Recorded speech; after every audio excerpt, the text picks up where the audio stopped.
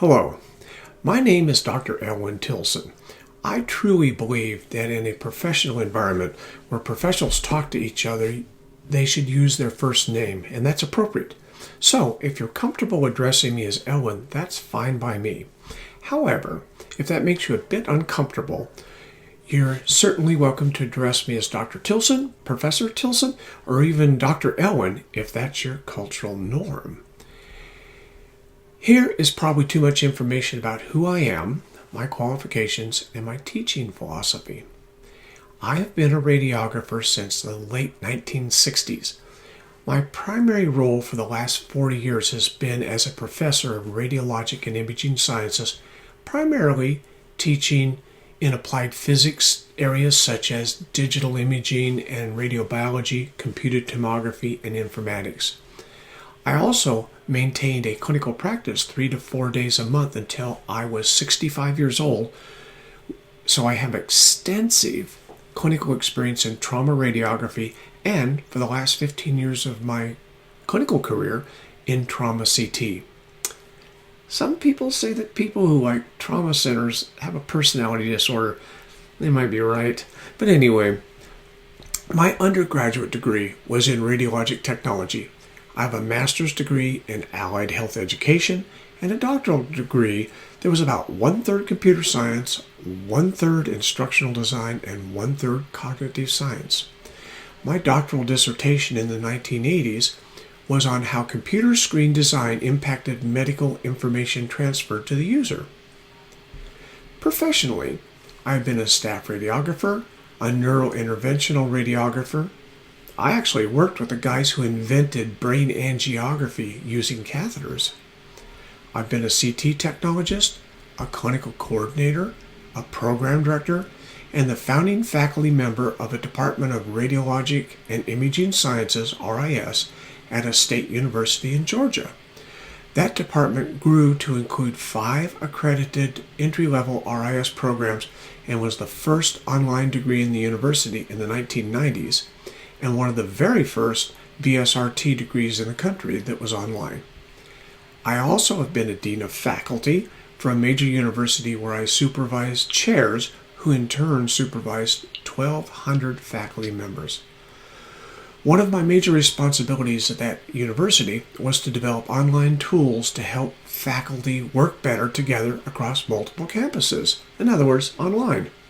Currently, I'm a professor of radiologic and imaging sciences where I manage an online undergraduate degree in RIS and a graduate degree in RIS.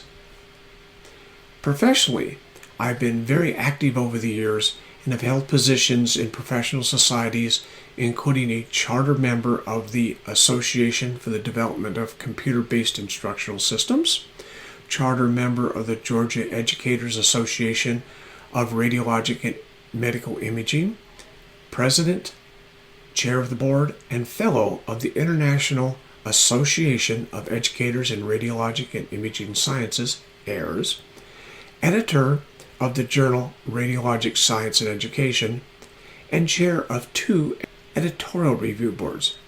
I've published over 60 articles in peer-reviewed journals, made over 75 peer-reviewed professional presentations, many of them at international meetings, co-authored 2 books and 1 computer program, plus supervised about 40 graduate student research projects.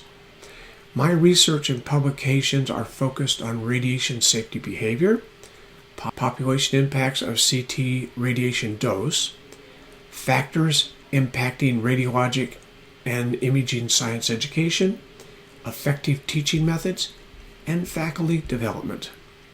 I've also been involved in the computerization of medical facilities as a consultant since the mid-1980s, although I have never actually worked as an IT administrator. I have functioned in the role of academic IT administrator and managed a fully online degree including all the technology. I have a philosophy about teaching. I believe in professional respect. I very much see what goes on inside my classes as a peer-to-peer process. In other words, I am a professional and you are a professional. The only reason I'm the instructor and you're the student is that I got here first. This does not mean that I somehow am special compared to you. It just means that I've had a lot longer to gain professional knowledge and how to use that knowledge in the real world. Consequently, I value your experiences, insights, and opinions about what is being discussed, as you have experiences and knowledges that I just don't have. I might disagree with you at times, and you are welcome to disagree with me, but I will always strive to treat you as the professional that you are. I believe in evidence-based teaching. Traditional teachers see the classroom as a place where the sage on the stage, in other words, a talking head, know-it-all professor, stands in front of a classroom and tells students what facts they should know. Research shows that students only retain about 5% of lecture materials and only about 10% of what they read. Other research shows that in traditional classroom settings, students stop hearing what's being said after about 14 minutes. So the sage on the stage approach is very ineffective in terms of teaching methods. The approach I like is the guide on the side, or an active learning model. Research shows discussing, action-based activities, practicing, and peer teaching are the best methods to learn. So, my courses usually have an introduction to each module that overviews the content and lets you know what you should learn, but otherwise the other requirements are mostly active. So, a complaint question I often hear is, did I pay tuition to teach myself? Actually, yes, you did. After all, who will teach you when you stop going to school? I'm just your guide on this journey so that you don't get lost. So, let's start the journey.